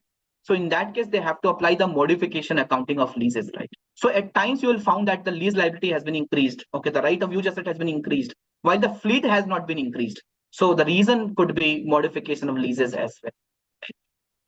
Coming to the sale and lease back, and whenever academically or when you read the lease standard, this sale and lease back is one of the item which everyone used to left out. But in aviation companies, sale and lease back, played a very prominent role. As I told you, that the lease standard, remains very short in terms of, when it comes to airline industry. So what is sale and lease back? The typical meaning of sale and lease back means you own an asset, you sell that asset, and again you started using that asset. So the seller become the lessee and the buyer become the lessor. Okay. So you are using that asset in terms of lease arrangements. In sale and lease back in Ind AS 116, read with the revenue standard, which is Ind AS 115, it says that the rights in the asset which you retain. Okay. So your right of use asset will be equivalent to the proportion of rights which you are retaining in the asset. The rights which you are transferring in the asset and whatever price you are getting, right? The differential will go to the P&L. Okay. So typically in sale and leaseback, whatever money you are getting by sale of an asset, whatever right of use asset you are creating by taking it to the present value of the lease asset, right? So one, you are getting money by selling the asset. Number two, you are debiting your right of use asset. You have two assets. One in terms of getting the money, the second right of use asset. The third one, you have a carrying value of the asset. You will sell the asset at fair value, but you have a carrying value of the asset. You will credit the carrying value, you will credit the lease liability, and the differential will go to the P&L. Okay. So the rights which you retain is equivalent to the right of use asset. The rights which you sell is equivalent to the you have to recognize profit and loss on the sale of the asset, sale of the rights. Okay. So friends, as you all are aware, the right of use asset is going to be depreciated over the period of a lease. Whereas the lease liability, how it will become zero by the end of the lease term? You have to, since lease liability is a present value or discounted portion of the overall lease payment, right? So you have to accrete interest at the rate by which you have discounted it. And you are paying lease rentals on a monthly, quarterly, or whatever arrangement is there. So this will keep on reducing your lease liability. At the end, it becomes zero. Okay. This is how right of use asset and lease liability accounting is going to happen. Friends, if I talk about from the perspective of airline company, this right of use asset. What is this right of use asset? Right of use asset which you are creating on an aircraft. For example, you are taking an aircraft for a period of, let's say, 5 years. Okay. And generally the life of aircraft is 20 years. So as per Schedule 3 of the Companies Act, it talks about 20 years. So if you're taking an aircraft of 5 years, then you have to return the aircraft. So whatever present value is there, it has to be capitalized as a right of use asset. Now what happens if you are taking an aircraft and you are paying rental for, let's say, 10 years? Okay. And the life is 20 years. And after the end of 10 years, you have to buy that aircraft. You have a purchase price option. You have to buy that aircraft at a very nominal price. At a very nominal price. Okay. It means typically you are paying the rental for 8, 10, or 12 years, whatever the arrangement is. And you are owning this aircraft by paying a small penny of money at the end of the lease. So typically, in this case, you have to use this asset for a period of 20 years, for the period of life of the asset. So friends, Ind AS 116 says that where you have a purchase price option and it is reasonably certain that the lessee will avail that option, in that case, you have to depreciate the asset over the period of life of the asset, okay, or over the period of usage, whichever is earlier of the component. So basically it talks about the component approach. In an aircraft, let's say if you're buying an aircraft for 100 rupees, this 100 rupees carries a lot of component, and typically this 100 rupee has to be bifurcated into two parts, which is one is airframe and the second one is engine. And in this industry, there is a concept called major inspections, overhauls. For example, the DGCA rule is after every 6 years or after every 4 years, you have to get the aircraft inspected. And in the airline world, it is called as a C checks. Okay. So for example, the first check will come after 6 years, and where you have to carry a huge amount of. The second check, which is a time base, comes after 10 years. Again, the company will carry a huge amount of cost. So friends, this first check, first inspection, second inspection has to be break down as a component under airframe, right?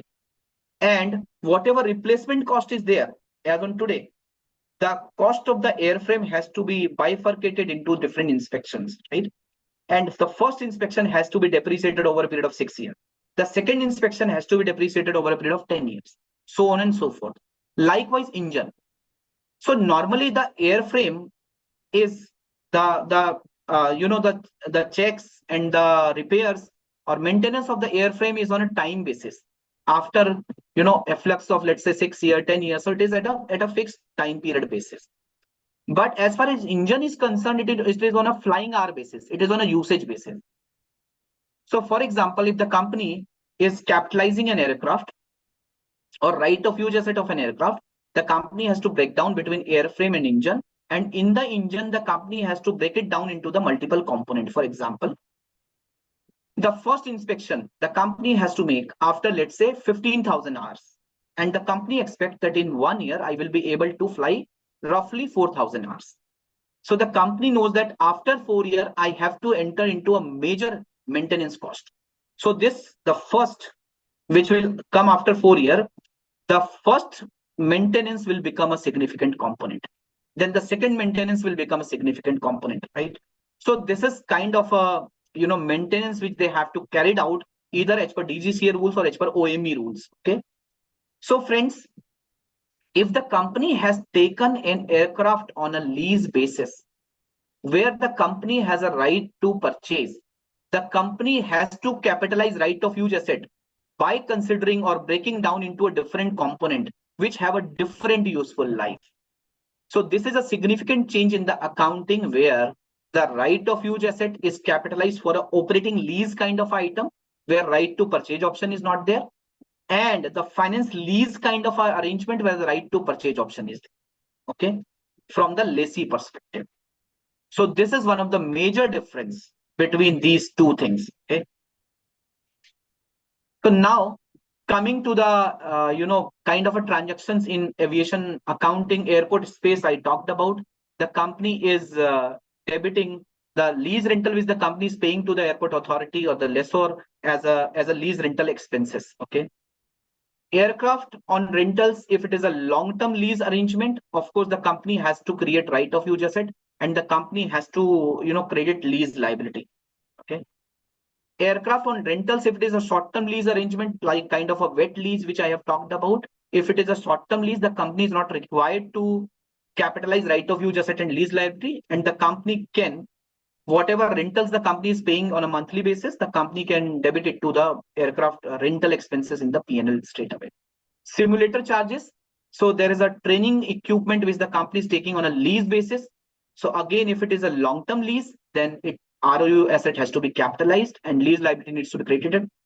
At times, the company is also getting the simulators on a lease basis, but the payment has to be made on the hours of usage, on the usage hours. So this usage hours is kind of a variable in nature. Okay. In that case, the company cannot capitalize right of use asset. The company has to debit it to the P&L as a rentals. Okay. So aircraft on lease with purchase option I have talked about. If there is an aircraft which the company is taking on a lease basis with purchase option, the company has to do component accounting, like its owned asset, right? The company has to do component accounting. So in aviation, when the company is giving the orders, like in last year we have heard about Indigo has given orders, Air India has given order for the fleet. So this is very time consuming, or there is a very huge period when you are ordering some aircraft and when you are getting a delivery of an aircraft. So the company has to pay some deposit for that. Okay. And the company will get the refund of those deposits when the aircraft got delivered. So for example, 100 rupees the company is paying today, and the company will get this 100 rupees returned after 10 years. Okay. So there is a concept of time value of money which is involved in IFRS or Ind AS. In that case, the company is doing a discounting accounting. Okay. After 10 years, the company will get 100 rupees. The company will do the present valuation. It comes out, let's say 70 rupees. Okay. So the company will show this 70 rupee as a financial asset. And this 70 rupee will become 100 rupees over a period of time. okay, by crediting the interest income. Incentives, if the company is getting any incentives on a lease aircrafts or on a lease asset, those incentive has to be, reduced from the right of use asset as per Ind AS 116, right? It has to be reduced from the right of use asset. Sale and leaseback, I talked about. This sales and leaseback is very prominent in airline companies. Modification of leases, I also talked about this modification concept where the company is modifying the lease contracts or the company is modifying the terms or whenever there is a change in the scope of the lease. So this modification accounting has to happen. Friends, in airline company, so lease I have covered, and the next one is revenue. Right? So the company is following Ind AS 115 for the revenue accounting and reporting. And what Ind AS 115 talks about, it's a revenue from contract with the customer, and it says that the company has to weigh or measure all the revenue contracts into the 5 models, into the 5 steps. 1, identify the contract with the customer. Of course, the tickets which you're selling to the customer. Identify the performance obligation in the contract. The second part is very important. Identify the performance obligation in the contract. For example, you are a customer, you are a corporate customer. Okay. You have booked an air ticket of 10,000 rupees. And this meal is also there in that aircraft ticket. Okay. So one obligation is to give you this aircraft services, the transportation services, because everyone is not buying the meal. And the second obligation is to give you the meal. Okay. So friends, the company has to break it down between the in-flight sales and the passenger sales, passenger revenue. Okay. So these are the 2 obligations. The second aspect could be whenever I'm saying about the identify the performance obligation, the second could be, and this is a classic example. So when you are traveling through Vistara, you have heard that, they are giving some loyalty points or mileage points or reward points. So for example, you have bought a ticket of rupees 10,000 and you got some reward points of 1,000 reward points, and which is having a value of, let's say, 1 rupees. Fair value is 1 rupee. So by buying a ticket of 10,000 from Delhi to Bombay, you got 1,000 rupees of reward points, which you can redeem in your future purchases, can redeem in your future purchases. So how many obligations in this 10,000 rupees? Number 1 obligation, the airline company, number 1 obligation, this company will ensure that you will fly from Delhi to Bombay, is giving you this service. Number 2, the second obligation is the airline company will also give you future free ticket in future by redeeming these reward points. Correct? By redeeming these reward points.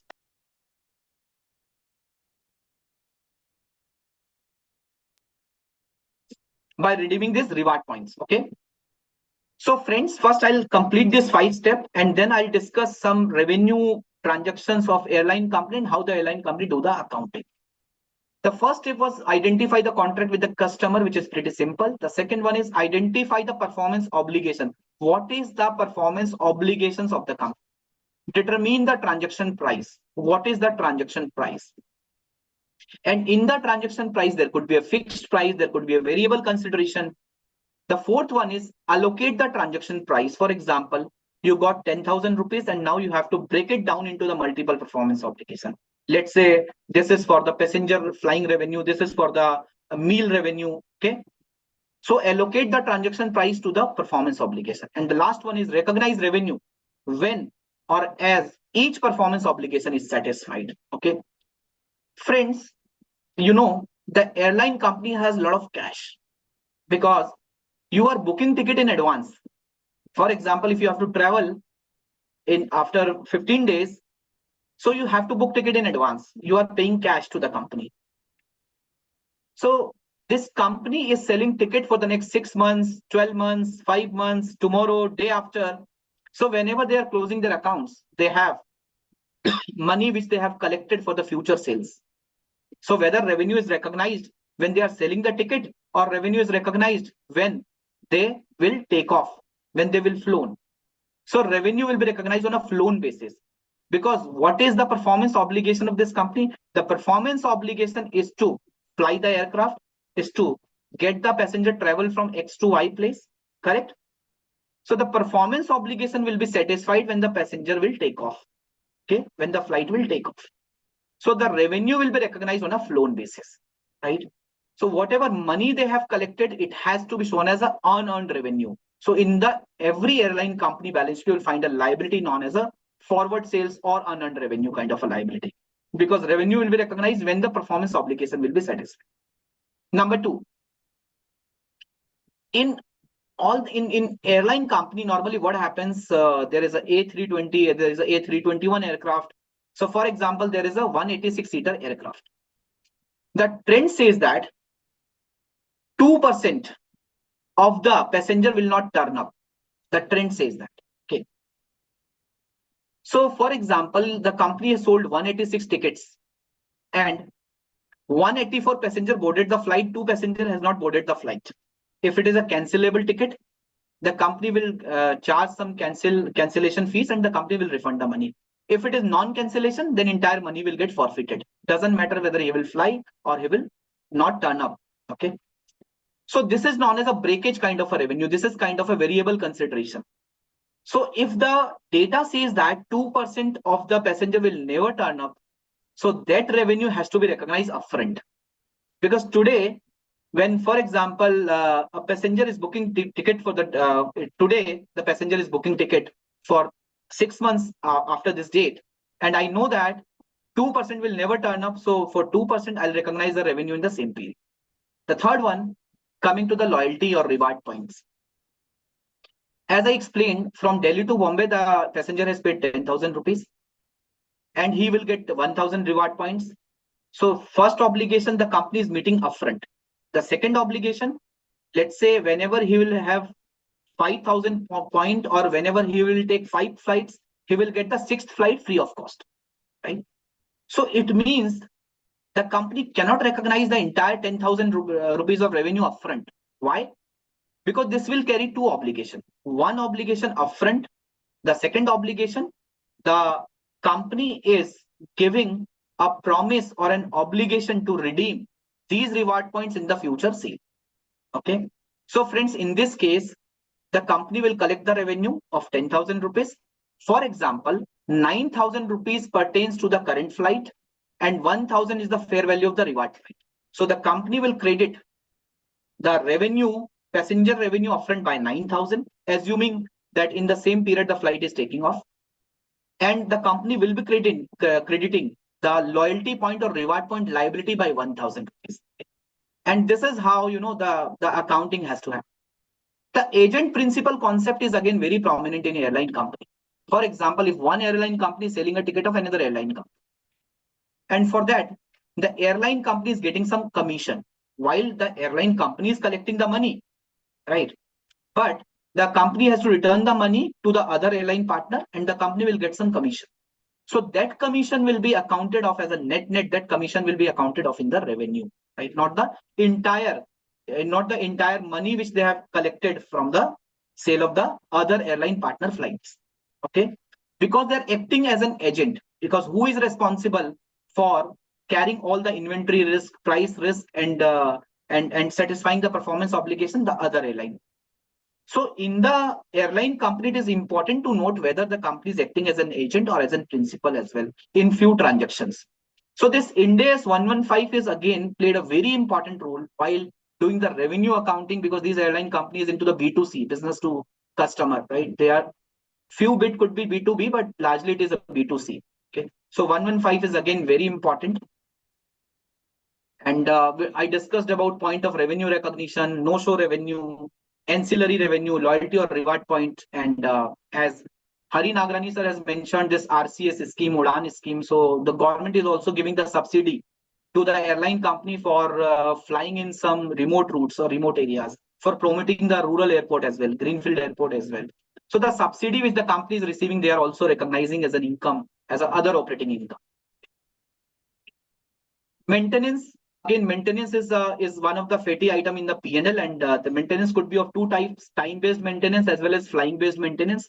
Generally, the airframe is more of a time-based maintenance, and generally the engine is a flying-based maintenance. Means it is on the basis of usage of the aircraft. it is on the basis of the flying hours of the aircraft.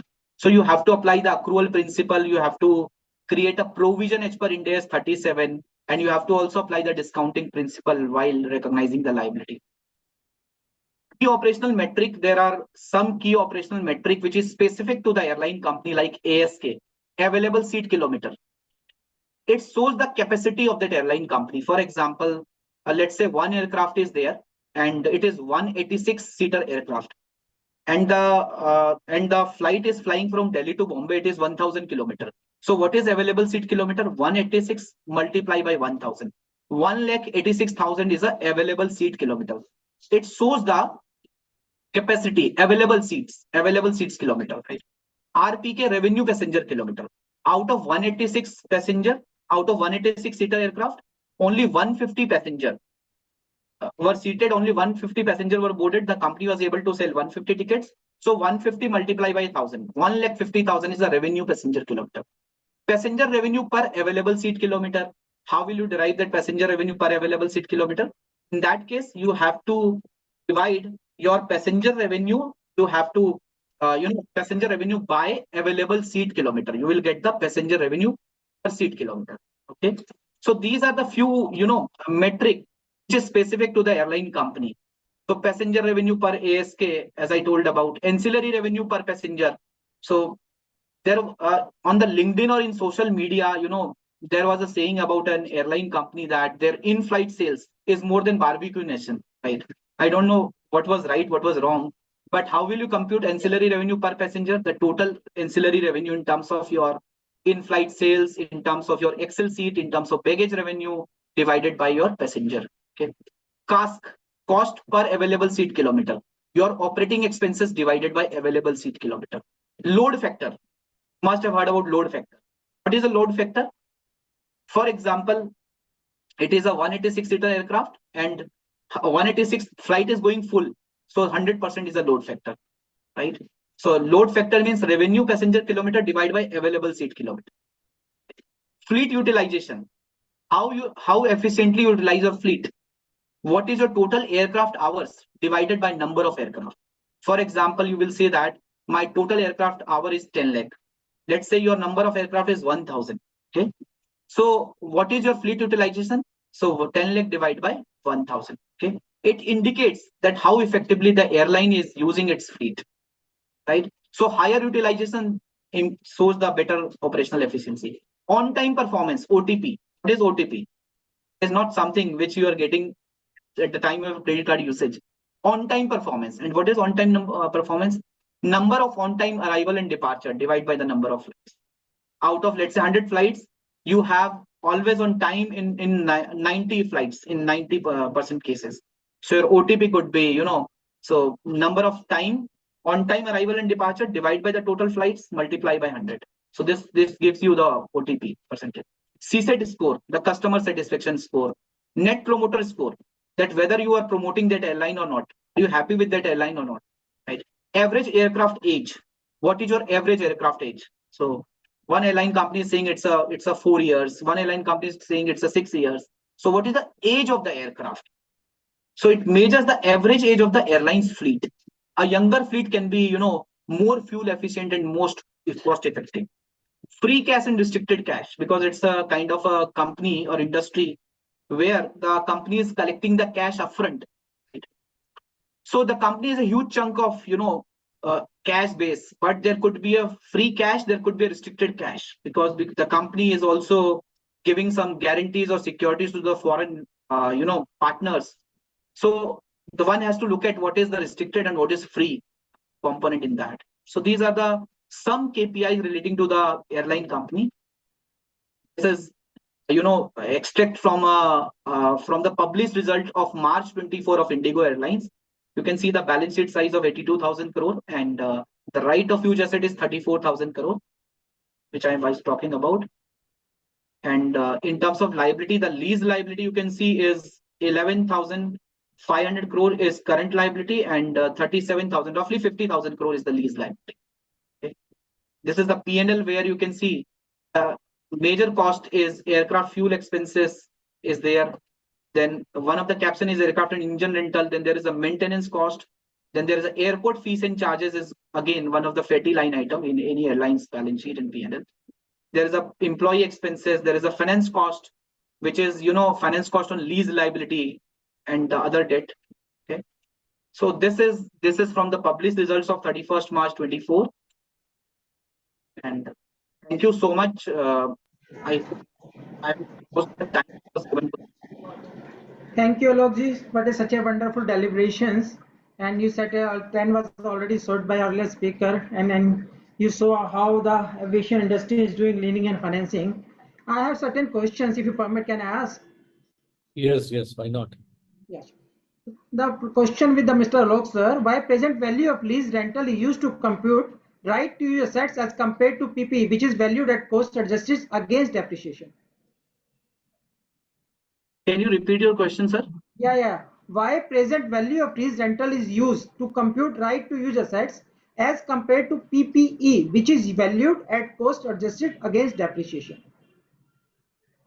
See, in case of a lease arrangement, right? So lease is nothing, it's kind of a secondary form of financing. So when you're taking an asset on a lease basis, for example, let's say for 5 years, if you go to the market and take a loan for 5 years of the same value, right? For example, the 100 rupee of loan which you are taking for a period of 5 years, right? So you will have to pay, let's say, 10% rate of interest. Okay. So likewise, when you are capitalizing your lease asset and liability, okay, when you are capitalizing your right of use asset, you are taking a discount rate, which is nothing, it's an interest rate, right? Which the company has to incur if the company has to get the finance for a similar period for a similar kind of asset. Okay.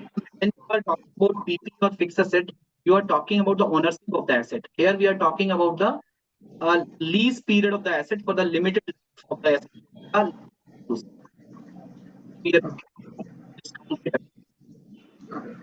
The another question is is right to use asset subject to impairment? Yes. So even 116, which is Ind AS 116 or IFRS 16, says that whenever there is a right of use asset, so you have to do the impairment testing also as per Ind AS 36. It is subject to. This is the two question I have for you, sir. Thank you. Sir, do you have any question? Yes, I have questions for Nagrani sir. Boliye. Sir, as you have mentioned, from 74 airports to we are reaching now to about 400 airports in the future. So, sir, how do you see a chartered accountant's role in practice to be a part of this journey? No, basically, it is a highly capital intensive industry. Okay.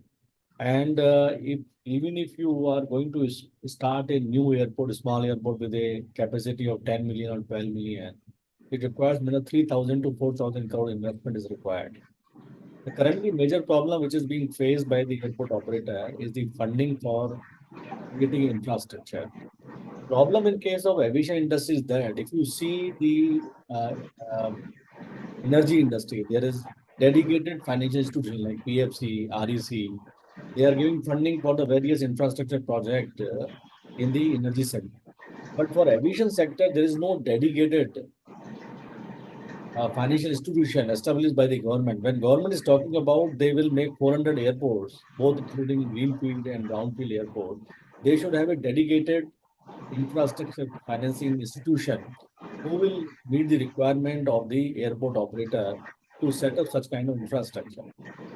Of course, now these financial institutions like REC and PFC, they're also giving funding to airport expansion. They have recently taken a funding from REC and all. This is the challenge. And secondly, the banking sector, they are coming forward to give the funding for the airport sector, but their appetite is very small. So, for example, you are going to have a funding of 3,000 crore. One bank cannot give 3,000 crore. There will be a consortium of banks, 6-7 banks will come together. They will It has to be a consortium of the banks. And dealing with 7-8 banks is very difficult for a company meeting their requirements, satisfying their egos and all. Basically, there should be a dedicated infrastructure financial institution for creating such a massive infrastructure which government is planning to create till 2047. Yeah, Alok sir, I have one question with you. I just read on the Google, the AirCap is one of the largest leasing company in India. Around 180 aircraft is leased worldwide. Is it right? Sorry, I don't know the number. Okay. So what kind of leasing opportunity in India for a company, and how a chartered accountant can look after into it as a career or as a business opportunity, as a professional opportunity? Nagarani sir, do you want to respond to this question? So basically, leasing business is centralized outside India. In Europe and all, lot of leasing companies are there. Dublin is a hub of leasing aircraft. But now with the coming of the Gift City, lot of leasing is happening in the Gift City, and financial institutions from foreign as well as in India, they are setting up the branches in Gift City where the funding is happening for the leasing and all. This is one of the avenue available to the local airline industry to approach through Gift City and get the funding at a very competitive price, leasing for their aircraft. This is a new development, and I think in the recent past, few of the airlines they have done the leasing through Gift City. Thank you so much, sir. Nagrani sir, I have another question to you. Hmm. You spoke about the volatility of US dollars. So, being aviation person yourself, being into the industry for so long, do you, just like the government has in the recent few cases, has allowed INR to be used as the global currency, do you also advocate the same? Basically, INR can be used for a foreign currency mainly for the purpose of making payment and all. Yeah. When you are going for a funding for my expansion and project, then I will issue the bond in the international market. I will Certainly. get money in US dollar, and certainly since dollar is a volatile and these bonds having the life cycle of 7 to 10 years, then certainly I have to do the hedging for the dollar risk. So we have done a lot of bond issue in the international market, and we have done the hedging to insulate ourselves from foreign exchange fluctuations. So another question that comes to my mind from the recent budget itself, the cluster for e-commerce operators in the PPP sector has been announced by the Honorable Finance Minister. Sir, how do you see this step to give a boost to the aviation industry? As you have already told us that the cargo movement has increased about 6-fold in the last few years. So how do you see that this new cluster formation in the e-commerce sector would also be boosting the aviation industry in the cargo stream? Hey, of course, now with the increase of more and more e-commerce companies are coming, and passenger or customer is moving to the e-commerce rather than visiting the market for buying and all. A lot of e-commerce business is growing significantly, and that is helping the cargo business to grow because movement of cargo is happening by this e-commerce company. They are, in fact, these e-commerce company are making the warehouse near the cargo airport. For example, at Delhi airport, lot of companies like Amazon and Flipkart, they have taken the space both in Hyderabad and Delhi. They have made their warehouse. They are bringing the product across the country at Delhi, parking it in the warehouse, and from there they are distributing to the various small cities within Delhi itself. So this is basically in order to reduce the logistic cost, because logistic cost is one of the major cost for e-commerce company. Now coming up the budget announcement where government has said that PPP will be allowed in case of e-commerce company. Certain when e-commerce will grow, certainly it will help the cargo to also grow.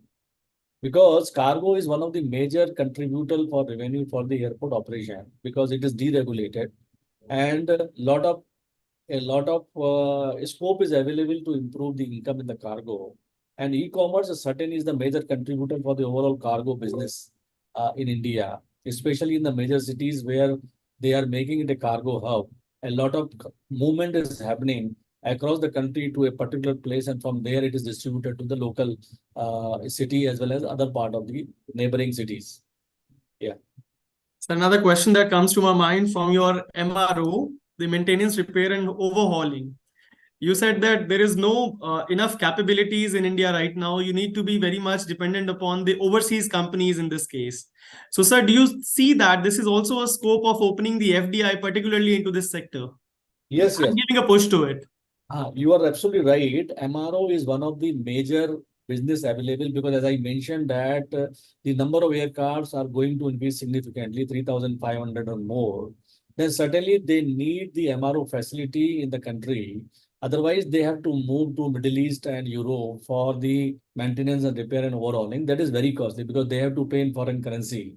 And labor cost is also very high over there. In order to meet this gap, government is promoting MRO business and a lot of investment is being made not only by the local players. For example, we are having MRO facility in Hyderabad.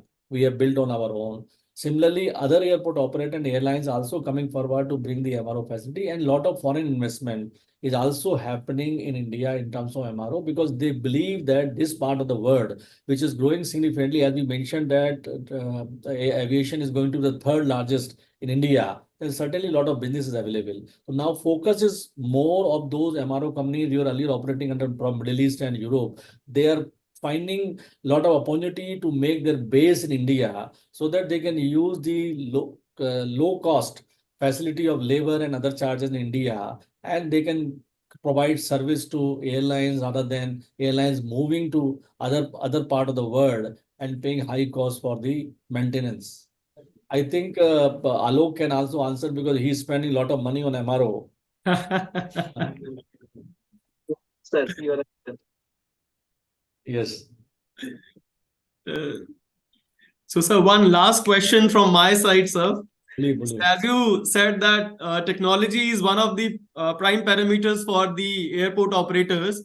So, how do you see the new blockchain technology to be used in the management of the airport, sir? Management of the airport, to be very honest with you, technology is one area where focus is happening both in India and outside India. The reason for that is customer satisfaction, customer service, the prime responsibility of the airport operator as well as airlines. In order to make the travel at ease for the passenger and he should enjoy while entering and exiting from the airport, technology is very important. Otherwise, if you see, if technology will not be there, passenger will spend hell lot of time while boarding and entering and boarding to aircraft. For that purpose, this artificial intelligence is being introduced. As we mentioned that government has started Digi Yatra where seamless travel facilities available. Of course, people are not coming forward to use that facility. Hardly 40,000 passengers have, only 40% passengers have taken the Digi Yatra facility at Delhi airport. Still 60% left out because we ourselves are responsible for using that facility.